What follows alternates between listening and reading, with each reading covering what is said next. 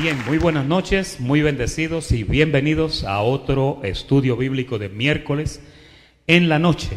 En esta noche continuamos con el volumen número 9 y hoy estamos en el tomo número 4. Estamos en la carta a los Efesios y en esta carta está llena de revelación. En esta carta no hay mucha referencia antiguo testamentaria y creo que de todas las cartas paulinas, la carta más precisa fue esta carta que Pablo dirigió a los Efesios. La iglesia de los Efesios era una comunidad educada e intelectual que necesitaba una explicación profunda, y para ese tipo de cosas no había mejor persona que el apóstol Pablo. El apóstol Pablo tenía las respuestas apropiadas para los púnditos y para la gente que querían saber. Usted sabe de esa gente que quieren saber todo. Los Efesios eran así. Y Pablo pues fue diligente en contestar y en traer un conocimiento pleno a una iglesia compuesta de una comunidad que era una comunidad, aunque era politeísta, era una comunidad educada. Y en este contenido de la carta es bueno recordar, hermanos, que Pablo, por causa de los gentilicios a los cuales le escribió, no habló con tanta claridad de la revelación recibida en el tercer cielo. Fíjese, Pablo a los Efesios le manifestó cosas que no le manifestó a otras iglesias. La carta a los Efesios y la carta a los Colosenses, ciudades que estaban en el Asia Menor, fueron la excepción. Ahora, como dijimos anteriormente, la mitología, el paganismo y la idolatría que existía en estos sitios como en Éfeso provocó a que Pablo hablara las revelaciones de los misterios del reino de Dios en estas dos regiones en específico. Fíjese, cuando usted empieza a leer la carta a los Efesios, oiga, el capítulo 1 empieza a hablar de eso, bendecidos con toda escogidos desde antes o preparadas de antemano. Es una carta que era importantísima. La causa de todo esto era porque las doctrinas paganas de los Efesios se habían extendido por todo el mundo gentil conocido hasta aquel entonces, y como Pablo pues fue escogido para ir a los gentiles, era en esos lugares donde debería vaciar los desvelamientos recibidos por boca de Jesucristo. No creo que conocemos a un hombre que haya recibido más revelación que el apóstol Pablo, ¿sí? Dios le habló cosas a él, oiga, que imagínense, usted las busca y son cosas muy especiales. La gracia, mire, fue un misterio que aunque el autor del enigma estuvo en la tierra, nunca pudo revelar la incógnita de tales secretos. Jesús en cierta oportunidad, una vez, dándole un chispito de su ocultación, dijo a los discípulos: aún tengo muchas cosas por decirles, pero por ahora ustedes no las pueden sobrellevar. ¿Se acuerdan cuando les habló así allá en Juan 16:12? No era que él no sabía el misterio. Jesús, por supuesto, sabía todo esto, pero el asunto era que por extemporaneidad del pacto no lo podía hacer. Él no podía aligerar su muerte. Él tenía que tomarse el tiempo y hablar las cosas cuando fuera necesario. Entonces, cuando Jesús le dice a ellos, aquel por ahora, le dice, por ahora ustedes no las pueden sobrellevar, aquel por ahora estuvo reservado para unos 50 años después de su ascensión al cielo. 50 días, perdón. Eso él atraería a sí mismo a Pablo para declararle abiertamente las muchas cosas que sus discípulos no podrían sobrellevar. Todas las cartas del apóstol Pablo comienzan con la forma del saludo de la costumbre, ¿verdad? Vamos a su panfleto ahora un momentito y ahí vamos a ver unos detalles bien importantes en la noche de hoy. Y es que Pablo tuvo que rogarle a Timoteo que se quedara en Éfeso. Pablo estuvo 3 años, ya está. Pablo estuvo 3 años en Éfeso y parece que a Pablo le gustaba quedarse en los sitios por 3 años, porque estuvo 3 años en Corinto. Pero cuando él se fue de Éfeso, él vio una necesidad tan importante de no dejar la iglesia sola, que él le rogó a Timoteo que se quedara en Éfeso con la tarea de neutralizar o de derrogar las enseñanzas falsas de un grupo de hombres como Himeneo y Alejandro, los cuales probablemente eran ancianos o diáconos en la congregación de Éfeso. Fíjese, hay personas que a veces cuando oyen hablar de Himeneo y Alejandro, Himeneo y Fileto, piensan que ellos eran dos extraños. No, era gente de la misma iglesia. Ustedes recuerdan una vez cuando Pablo estaba a punto de despedirse allá en Hechos capítulo 28, que Pablo le dice: aún de vosotros mismos se levantarán personas que hablen cosas perversas. Estas dos personas estaban en la iglesia, y por eso Pablo le dice a Timoteo: como te rogué que te quedases en Éfeso cuando fui a Macedonia, para que mandases a algunos que no enseñen diferente doctrina. Eso está en 1 de Timoteo 1:3, por si usted lo quiere apuntar. Por esta declaración se puede deducir que estos hombres eran probablemente hasta ancianos en la iglesia, porque tenían la autoridad para enseñar. Fíjese, usted sabe que en los ministerios de gracia existen esos peligros, existen esos problemas, porque la revelación de la gracia es algo tan poderoso que hay veces que cuando mucha gente se sienta en una congregación de gracia, de momento las cabecitas empiezan a movérsele y empiezan a pensar más allá de lo que está escrito. Y entonces en las iglesias de gracia, hermanos, es que se levantan a veces doctrinas falsas, se levantan doctrinas que no están correctas, porque hay veces que hay personas que se aligeran un poco, no se someten a lo que está escrito y entonces terminan predicando otra cosa. Y por eso Pablo le dijo a Timoteo: yo quiero que tú te quedes. Porque mire, el asunto es que se habían convertido en habladores de palabras huecas estas personas, de las cuales cosas desviándose, dice Pablo. Algunos, si dice desviándose, era porque iban por el camino correcto y de momento hubo un desvío, ¿verdad?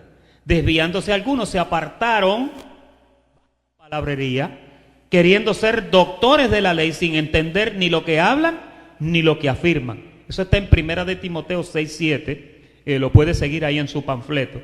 De los cuales son Himeneo y Alejandro, a quienes entregué, ¿a quién? A Satanás, para que aprendan a no blasfemar. Eso está en 1 Timoteo 1:20. Ahora, ¿ustedes recuerdan que Pablo también entregó a Satanás a otra persona? ¿Se acuerdan en 1 de Corintios 5:5? Cuando él dijo: el tal sea entregado a Satanás para destrucción de la carne. Y obviamente el caso en aquel entonces con el joven Tito, el caso era que Tito andaba fornicando con la madrastra, ¿no? Pero fíjese, ahora para Himeneo y Alejandro ocurre exactamente lo mismo. Pablo dice que se los entregué a Satanás para que aprendan a no blasfemar. Y ustedes saben, aquí sabemos todos que entregar a Satanás no es que le entreguen la persona para que el diablo se lo lleve, porque ya Satanás fue destruido. Simplemente se le entrega a sus propios designios, se le entrega a sus propias formas de pensar, ¿verdad? Mire, hasta Dios mismo a veces, la palabra dice que a veces cuando nosotros insistimos en irnos por una doctrina equivocada, ¿saben lo que dice la palabra? Dice que Dios mismo envía un poder engañoso, dice, para que crean a la mentira y para que no. ¿Verdad? Se está yendo la señal. Ahí está, ahí lo arreglaste. Entonces, lo importante con esto, entender, hermanos, es que cuando usted estudia la palabra de Dios, usted debe de ir con respeto, debe ir con detenimiento, debe de ir con cuidado. No enlace las cosas muy rápido. Si usted ve que algo aquí se parece con algo allí, tenga cuidado. A veces es importante hacer reseña.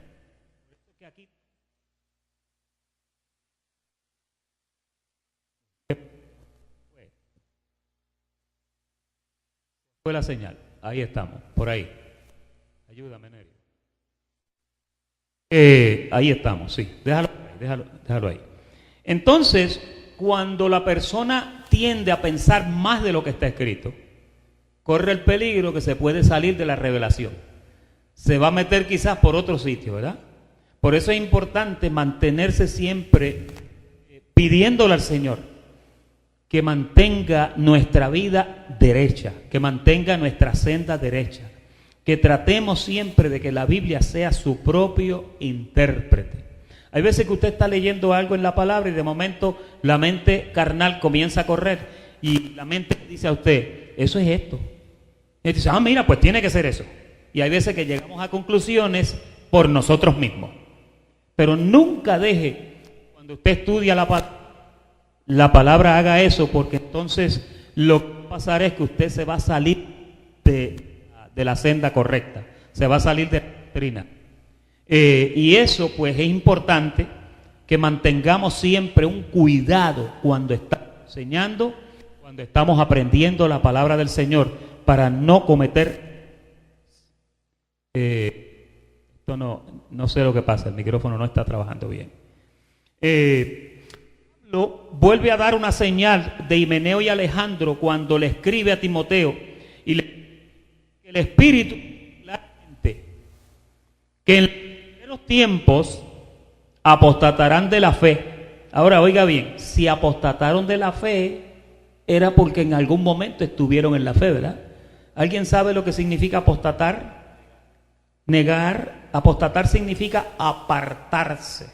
Una vez el ángel andaba con Pedro y de momento el ángel después lo dejó. Hay una versión que dice el ángel se apostató de él. Cuando usted se aparta de algo, lo que usted hace es que usted se separa. Cuando usted se separa de la fe, usted apostata de la fe, usted se separa de la fe.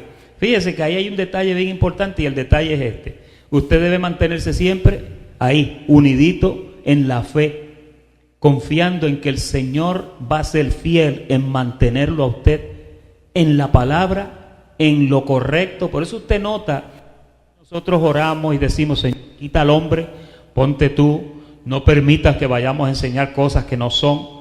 Y cuando estamos estudiando, hacemos un estudio cuidadoso, tenemos cuidado cuando estamos intentando las cosas para que no vayamos a desviar, porque mire, algo mal que yo diga lo puede desviar a usted.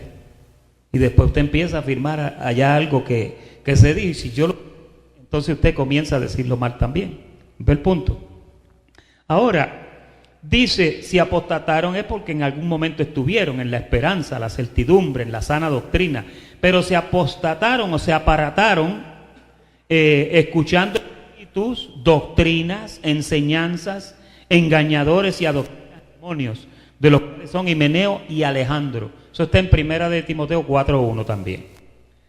Más de 30 años después, en el año 98, al 100 después de Cristo, Juan recibió de un ángel la revelación para escribir una carta a varias iglesias y entre ellas menciona la iglesia en Éfeso. Ahora, alabándole, Juan en el mensaje que Dios le da dice que alabó a la iglesia de Éfeso por la buena obra que había hecho, pero había algo, y era que aquella iglesia se había envuelto en las facilidades propias de una gran metrópolis a tal punto que habían perdido el primer amor. Cuando usted mira en Apocalipsis dice, tengo contra ti que has dejado tu primer amor. El primer amor a veces se pierde. Usted comenzó ferviente, comenzó contento, comenzó alegre y de momento se le fue la chispa. Entonces hay gente que a veces se le va la chispa, hay que averiguar por qué es. Mire, a veces porque se desviaron, a veces es porque se cansaron, a veces es porque quizás estaban estudiando y pensaron más de lo que estaba escrito. Cuando tú estás en el gozo del Señor, cuando tú estás andando correctamente, mira, el Espíritu Santo te mantiene en ese gozo. Porque la Biblia dice que el fruto del Espíritu es gozo y es paz, ¿verdad? Ahora, en Apocalipsis 2:1 al 7, ahí es que está toda esa información. Y es bueno saber que por más de 3 años, Pablo hizo de Éfeso su centro de evangelización. Luego allí también vivió y desarrolló su ministerio el apóstol Juan. Por eso cuando escribe ese tratado de Apocalipsis, habla con tanta propiedad de la posición y las desavenencias de la iglesia de Éfeso. No hay escritos bíblicos que indiquen cómo fue el comienzo de la iglesia de Éfeso.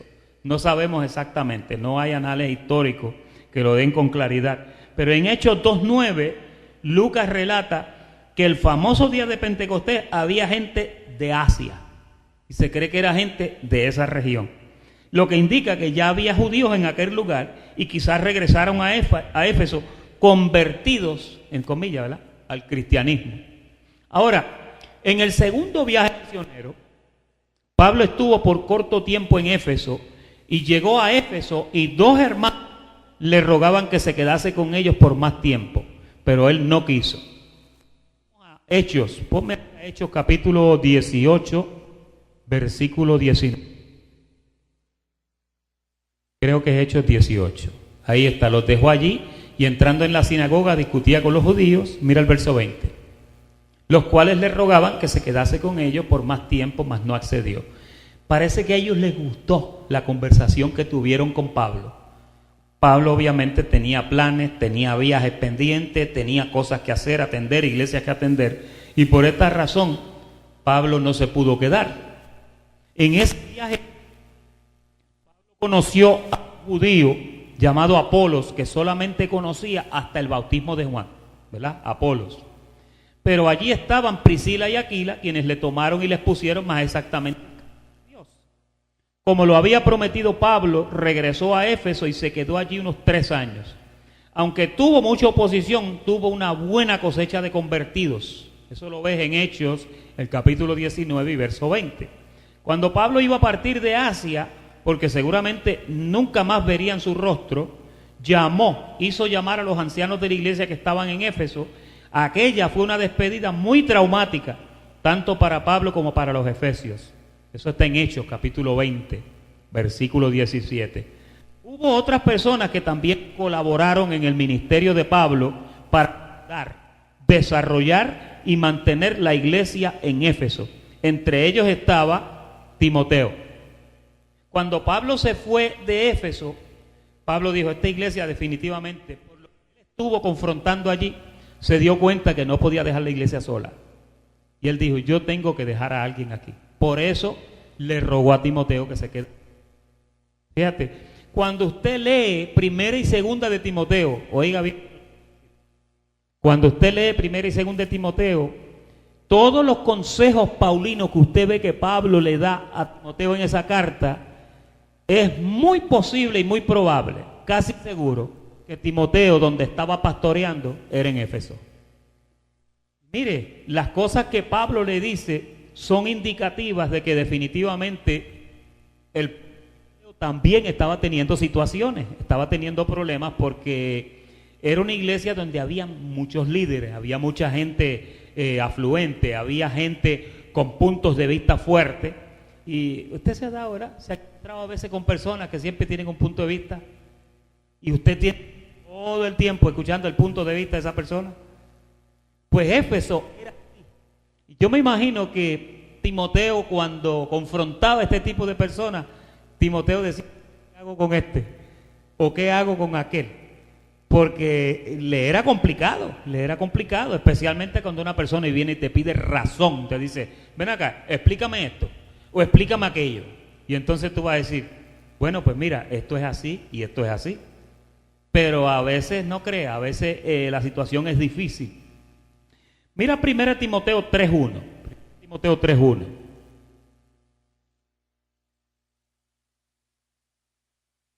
Primera de Timoteo 3.1. Palabra fiel. Si alguno anhela obispado, buena cosa desea. Timoteo era un obispo. Timoteo era un hombre que ya había sido experimentado. Pablo en cierta ocasión, hablando de él, dijo, a ninguno tengo como Timoteo que se interese por vosotros. Voy a mandar a Timoteo.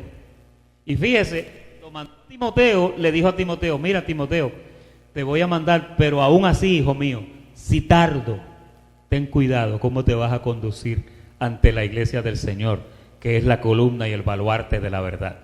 Pablo tenía un cuidado cuando trataba con la iglesia y Timoteo había demostrado este mismo cuidado que él tenía, ¿verdad? Entonces, las expresiones de Pablo en esa carta de los predominio de la adoración de ídolos. Mire, Grecia estaba lleno de partenones y de lugares de adoración. Estaba llena de templos, estaba el templo de Diana, la de los Efesios.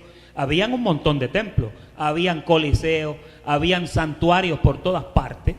Y el politeísmo, pues, estaba rampante en la iglesia en el país de Éfeso, ¿no? En la ciudad. Lo mismo que por toda Roma y en Grecia, la mitología griega era algo que predominaba en esas regiones, y cuando de momento viene como Pablo hablando de Jesucristo, todo el mundo quería saber quién era Jesucristo. ¿Y ese quién es? Esos son dioses nuevos, decían, porque a ellos cada rato se le añadía un dios a la colección de ellos. Bueno, mire si es así, que en el Areópago había una estatua o había una exhibición que no tenía una estatua todavía, pero allí decía al Dios no conocido, por si se le quedaba uno. Y Pablo dijo, bueno, pues por aquí me voy a meter. El Dios que ustedes no conocen es Jesucristo, el que yo predico. Y mire, de toda aquella gente, el único que aceptó lo que Pablo estaba enseñando fue el que atendía el Areópago, el areopagita, que él fue tocado por eso. Fíjate, fue tocado. Y Dios lo llevó allí quizás para una sola persona. Pero es para que ustedes vean, la lucha que Pablo tuvo en Éfeso fue una lucha bastante fuerte. En la carta a los Efesios yo les puse ahí unas notitas, y una de ellas, la semana pasada hablamos de algunos puntos pertinentes principales. Aquí, en esta, continúa, mire, por ejemplo, la carta de los Efesios enseña que hay que tomar conciencia de la importancia, luchar contra los ataques del maligno que están en nuestra alma. Cuando usted ve un lenguaje como el de Efesios 6, que dice, poned toda la armadura de Dios, para que podáis resistir los dardos del maligno. No tenemos lucha contra carne ni sangre, sino contra potestad, contra gobernadores de las tinieblas. Cuando usted empieza a oír un lenguaje como ese, usted dice, eso parecen demonios por los aires. Pero Pablo tuvo que hablar así porque Pablo estaba en medio de gente que veían al diablo hasta en la sopa, y para cualquier esquina que usted mire, usted veía la estatua de un dios, por causa de que eran politeístas, ¿no? También esta carta muestra las armas espirituales, y esto es bien importante. Ahí Pablo enseñó de las armas espirituales que hay que usar para combatir contra todos esos ataques. Mire, todos los ataques que usted tiene son ataques mentales. Todo lo que viene contra usted es aquí. Es todo en la cabeza, todo en la mente suya. En la cabeza se forman a veces fortalezas. Usted que está viendo los demonios. Y en la mente suya produciendo películas y produciendo imaginaciones, pero en realidad con lo que usted está tratando es con una tentación que es humana.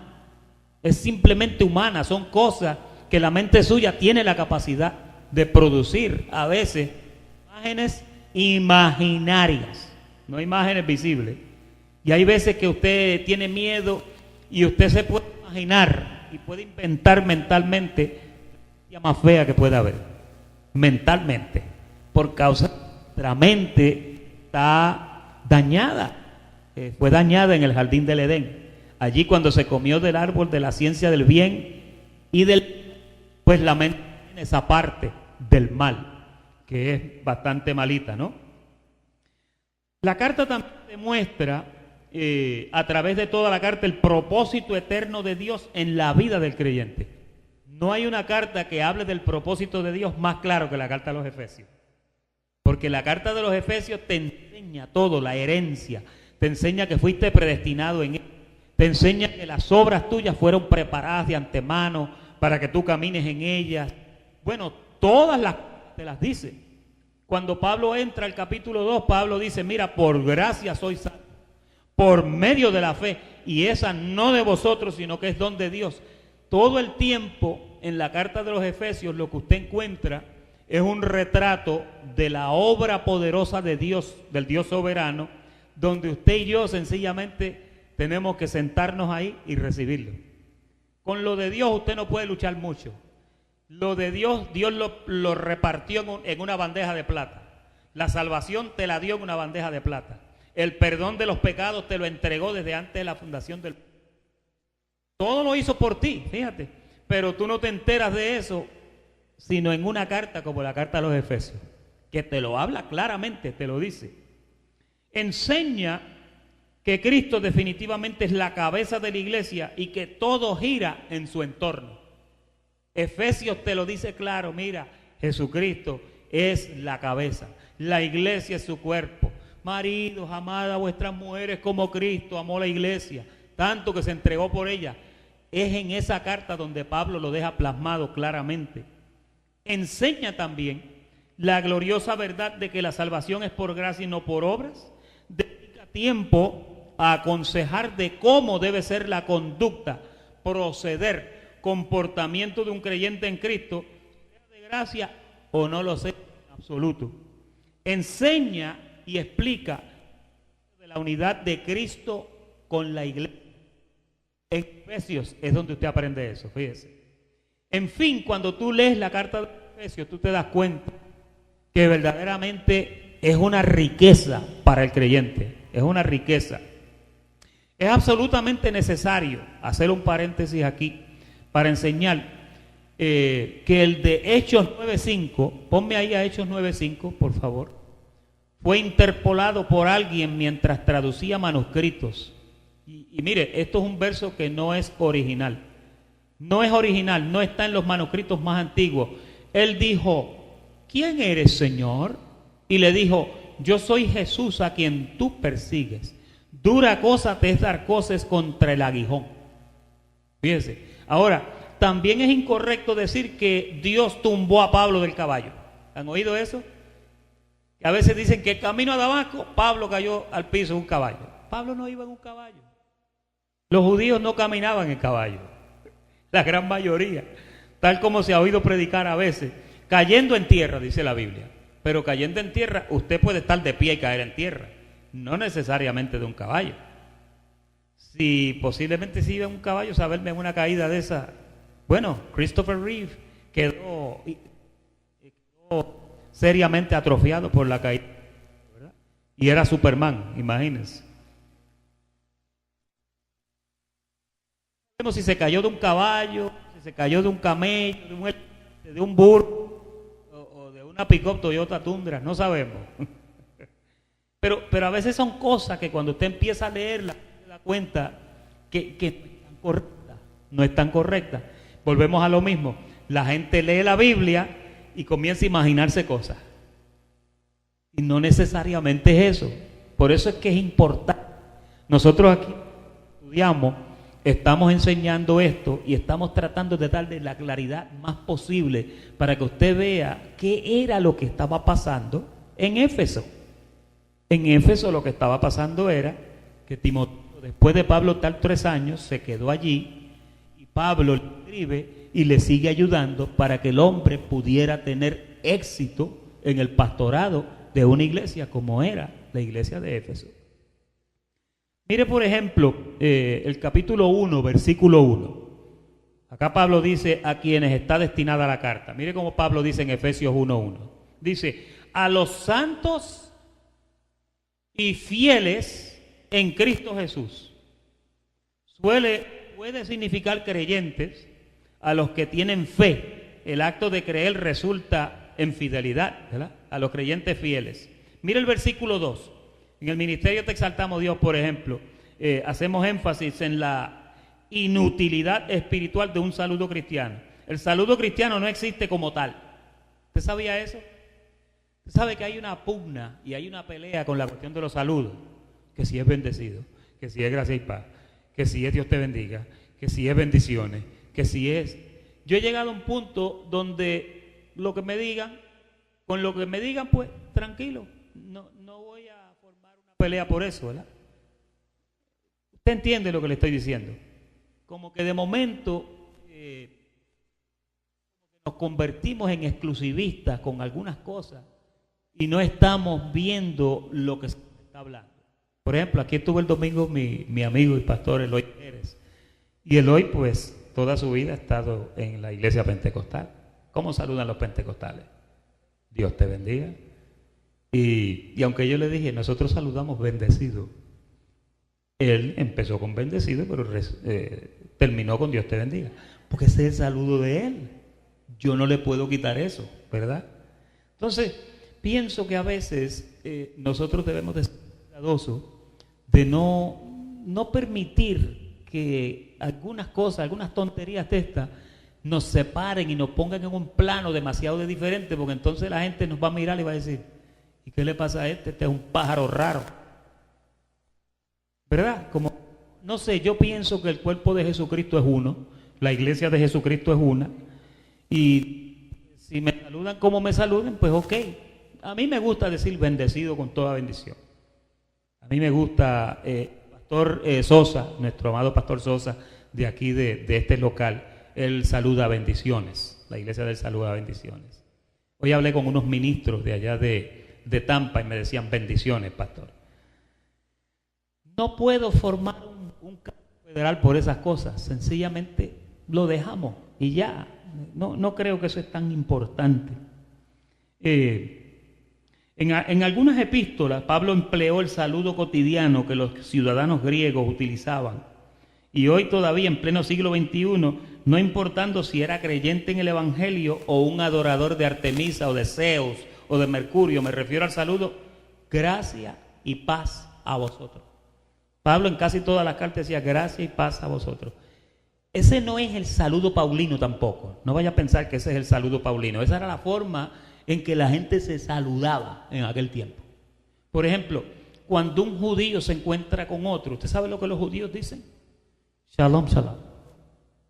Eso es lo que ellos dicen. Y shalom lo que significa es paz. Eso es todo. Si usted dice pues gracia y paz, pues fe.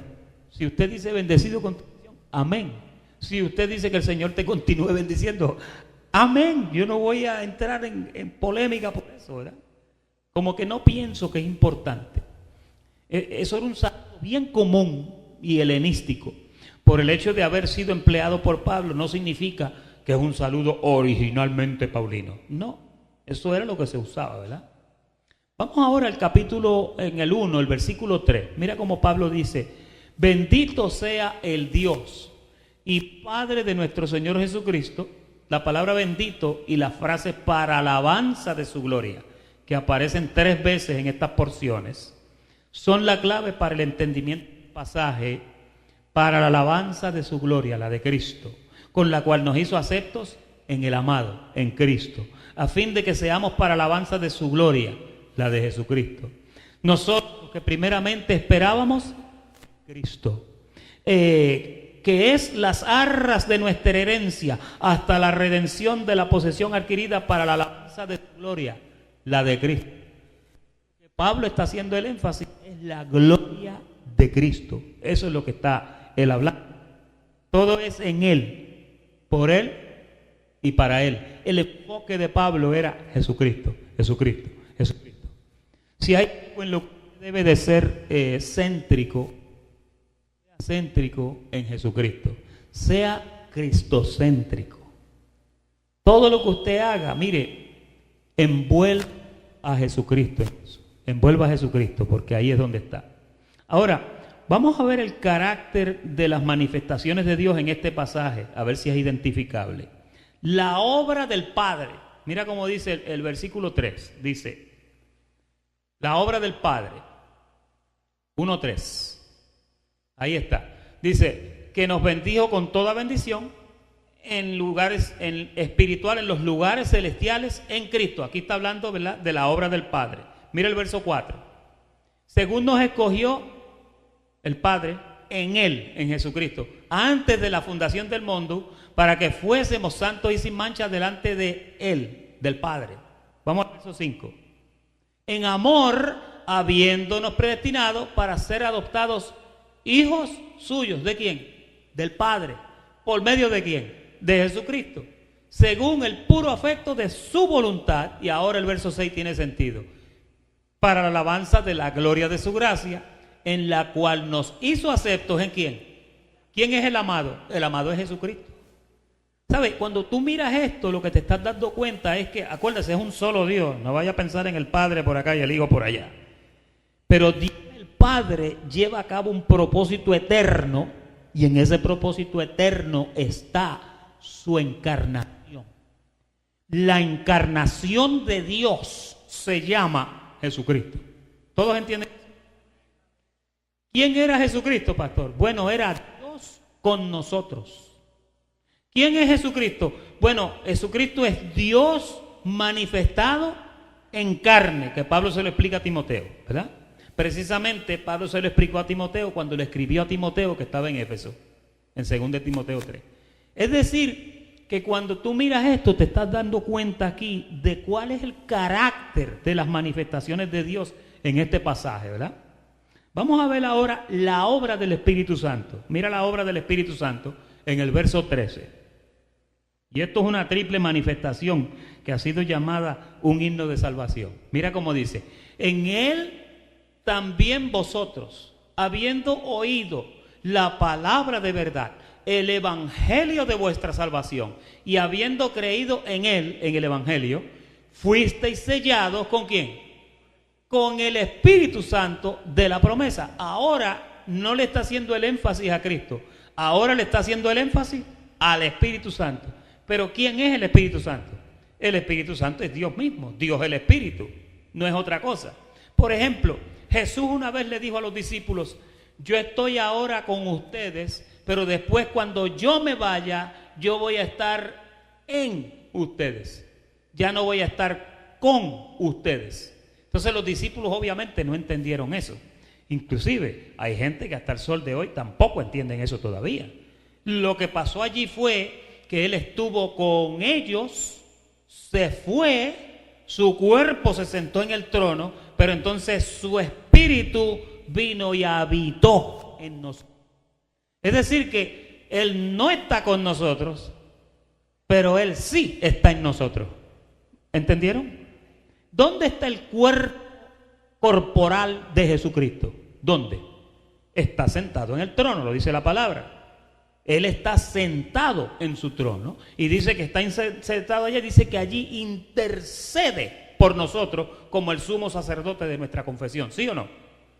O sea, Dios tiene ahora un lugar físico, por así decirlo, en comillas, un lugar específico donde se encuentra su cuerpo, pero fíjate, Pablo dice que nosotros somos el cuerpo, que somos la iglesia.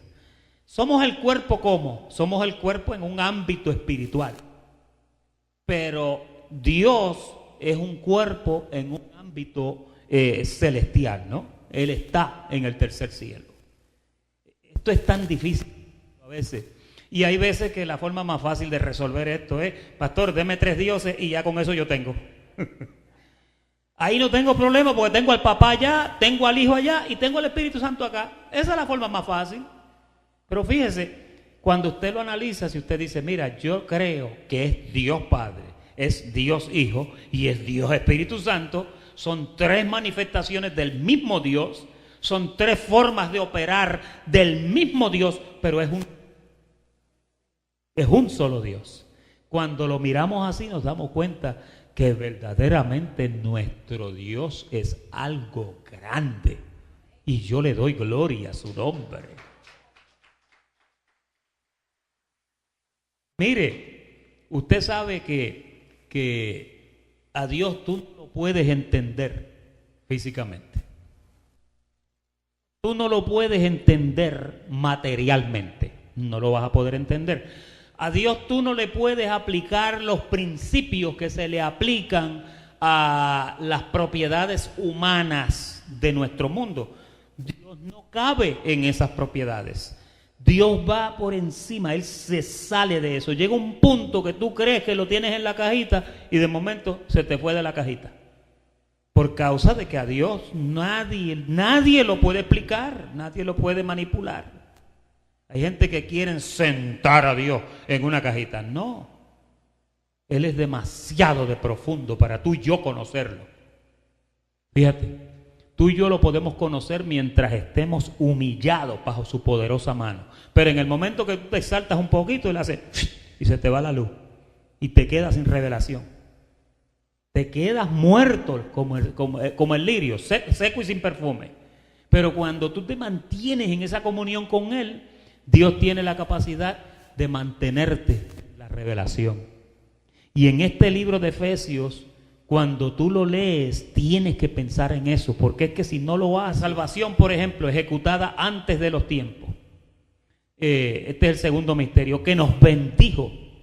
Tiempo aoristo del griego, nos bendijo. No es ni pasado ni futuro, es un continuo presente. Fíjate, estar bendecido no es que te lo dieron allá, no es que te lo van a dar allá. Estar bendecido es que estás bendecido y punto.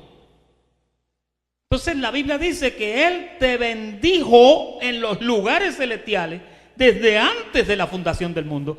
Ya tú estabas en esa posición. Fíjate, qué cosa tan tremenda.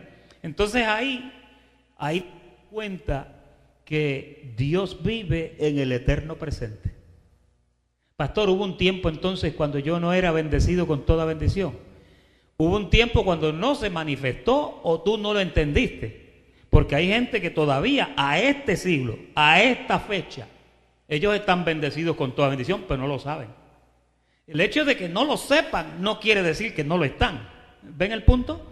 Eso es como si usted tuviera un billete de 100 en el bolsillo, a usted se le olvidó, pero está ahí en el bolsillo y usted no lo sabe. Técnicamente usted cree que no lo tiene, ¿sí o no?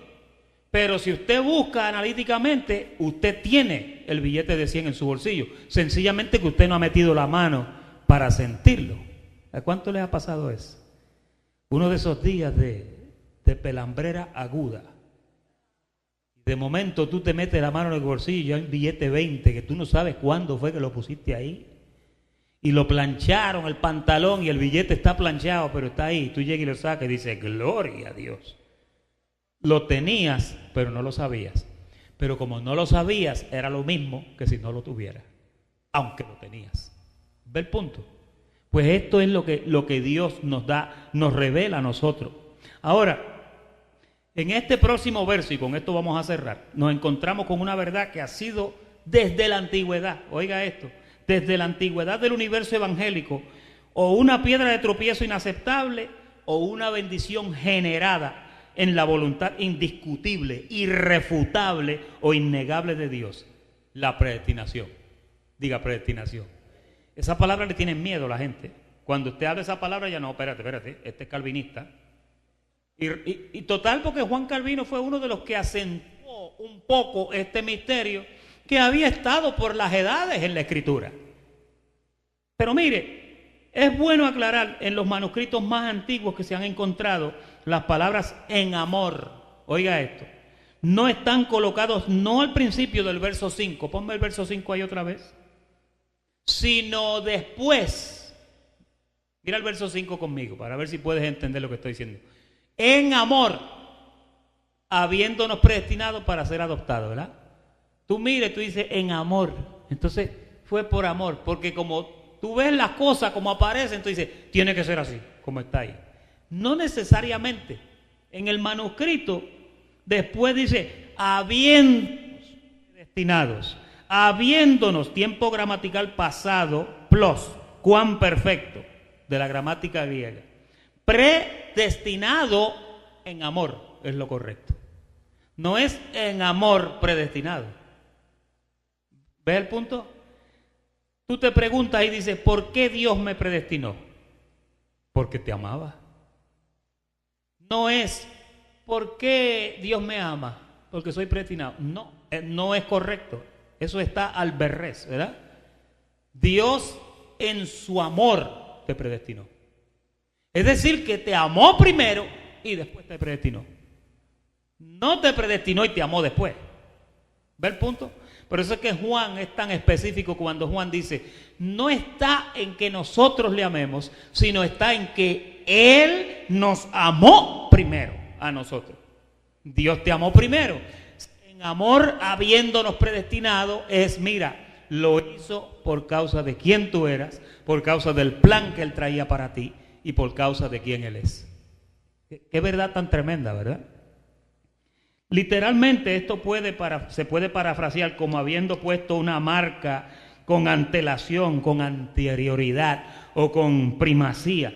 Indica que el plan de Dios había sido decidido por Él desde la eternidad. Oye esto, antes de los tiempos de los siglos, antes de la fundación del mundo, es su eternidad. Ahora, la palabra pre es un prefijo gramatical que en este contexto bíblico denota antelación, anticipación, precedencia, anterioridad, primacía, adelantamiento de algo que ya sucedió o que fue ejecutado. Ahora, yo estoy de acuerdo con esta última. ¿Sabes por qué? Porque cuando tú ves que aquí pasa algo, ya Dios le dio 4 vueltas a eso. ¿Cómo decía el salmista en el Salmo 139? Decía, aún no está la palabra en mi boca y ya tú la sabes. ¿Sabes lo que pasa? Que Dios en su omnisciencia, en su omnipotencia y en su omnipresencia no puede evitar escanear el pasado, el presente y el futuro. Cuando Dios te mira, ya Él sabe lo que tú estabas pensando, lo que tienes en mente y lo que vas a pensar. Por eso cuando tú te acerques a Dios, no vengas con planes ni con cosas escondidas. No vengas porque Él va a decirte, mira, te conozco, bacalao. Aunque venga disfrazado, te conozco. El salmista conocía a Dios de esa forma. El salmista cuando venía decía, aquí estoy, me caí, mi pecado está delante de mí, tu misericordia es la única que me puede levantar. Ahí ya Dios no podía hacer nada porque me dijo cómo es. Así es que tú tienes que ir a la presencia del Señor. Fíjate, la predestinación que tú miras en Efesios, la predestinación es un acto de la soberanía, pero mira, del conocimiento anticipado de Dios, de Él saber lo que Él estaba haciendo, lo que iba a pasar y lo que va a suceder. Ya Dios conoce todo eso. Ahí lo vamos a dejar hasta esta noche. La semana que viene continuamos. Quiero darles muchas gracias por la atención prestada. Muy buenas noches, tengan todos.